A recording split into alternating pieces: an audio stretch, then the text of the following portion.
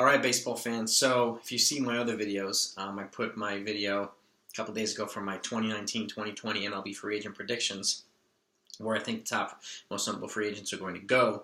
If you haven't seen it, click the subscribe button, and I'll actually put it in the description as well. But click the bell next to the subscribe button if you happen to be a baseball fan and like videos like this, because I'm going to be posting them every week. There's also a video on my channel what I think the Yankees are going to do versus what I think they should do. So if you happen to be a Yankee fan, definitely watch that. I encourage you to watch both the videos. But since I put where I think they're going to go, the free agents, now let's talk about how much ridiculous money I think they're going to get. Money that I'll never have. So let's go over this list. I will obviously be leaving some folks off, but these are the most notable free agents that I feel and I wanted to talk about, and most of them are on the same exact list of my MLB free agent predictions list. Okay, there's hundreds and hundreds of free agents, but I'm not going to go over every single one of them. So let's go over the ones that we're probably most interested in. Okay, so number one, Gerrit Cole. I think he's going to wind up with he's 29 years old, so I think he's going to wind up with a 7-year deal. I can't see him not getting 7 years. He's the top free agent. He's an absolute stud. I think he's going to get $245 million, which will be the biggest contract ever handed out to a pitcher. $35 million a year. I think he's going to get that.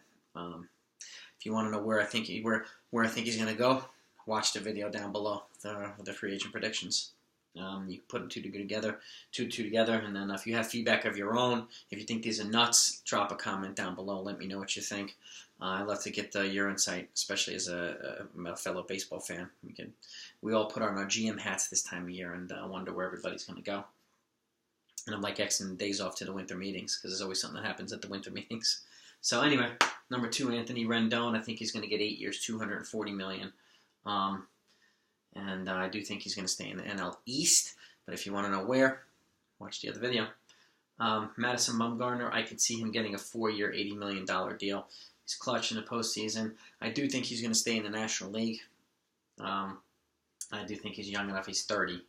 So I think he's young enough to get a 4-year deal. And he's good enough to get $80 million, or $20 million per year.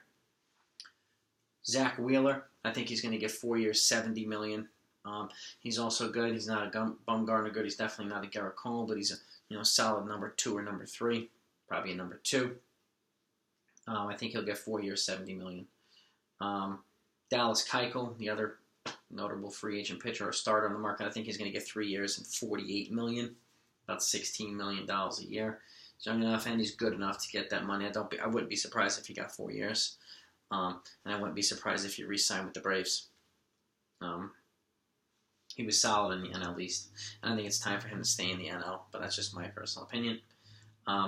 Didi, now that he did not get the qualifying offer, which I think he would have turned down anyway from the Yankees, I do think he's going to get a 3-year deal for about $50 million, but I wouldn't be surprised if he got more, especially if he's healthy. Nick Castellanos, I think he's going to get 4 years, $48 million. I do think he's going to switch back to the American League, though. But that said, we'll see. Yasiel Puig. I don't think any team is going to risk any more than a 2-year deal with him, but I think he'll get $20 million. He's good. He can hit. He can throw. But he's too risky to give a long-term contract, especially after what the other teams have been through with him. A little bit of a hothead, but again, he can play. He's not Albert Bell crazy, but he's feisty. Josh Donaldson, I think he's played himself into a good 3-year deal for $42 million, about $14 million a year. It's a shame that he didn't get a big contract a few years ago when he was lighting up the American League, but it is what it is.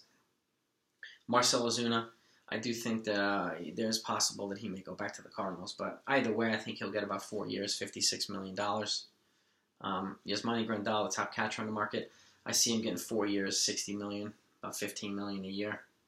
Will Smith, top lefty reliever. I can see him getting 3 years, $30 million. Relievers are getting, at least good relievers are getting $10 million plus now per year. So he'll get about 3 years, $30 million. Hyunjin Ryu, I think that's how you pronounce it, from the Dodgers. He's older. He was good. I can't see him leaving the NL. I think he'll get lit up in the American League. I see him getting 2 years, about $26 million. Martin Maldonado, good catcher. He can be a starter on a lot of teams. He's one of the two awesome catchers for the Astros. I see him getting an opportunity, and I see him getting 3 years. It's about $30 million, about $10 million a year. Dellin Betances, this is a guy, I mean, if he comes back healthy, when he's on, he's unhittable. I mean, you know, I'm a Yankee fan. I've loved seeing him with the Yankees. You know, but he frustrates me too, though. You know, when he's off, he's really off. And he's got a little bit of Chuck Knobloch syndrome sometimes.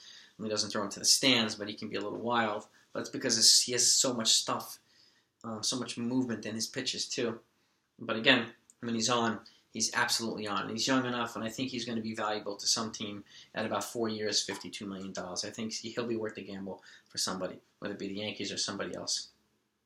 I think if somebody else gets him, he'll either go to the NL or probably Houston might surprise us and snag him. But I don't know. Brett Gardner, I think he's going to do a 1-year deal for $8 million. Likely back home, but I wouldn't be surprised if he got a starting offer somewhere else for 2 or 3 years. He's still good enough. He's older, but he had a really good year. Edwin Encarnacion, I don't think he's going to get the $20 million a year on the market now, especially the Yankees did not pick up his option. I think he'll get about 2 years, $24 million, $12 million a year. He's still very good. He still puts up numbers, you know, not like Nelson Cruz, but I think about $12 million is the cutoff right now. And last but not least, Steven Strasburg. Now that he's opted out, I think he's in line for about a 5-year, $150 million contract, which is $30 million a year, $50 million more than he just opted out of. And if it were me, if I were the gym, I'd probably front load it and do the first 3 years at 34 and the last 2 at 24, even though it still averages out to 30 for payroll purposes. Just the numbers will look a little bit better. I'd rather pay him less when he's a little bit older. But again, he's about 2 years older than Cole, so which is another reason why I can't see him getting 7 years, but I wouldn't be surprised if somebody blows him away.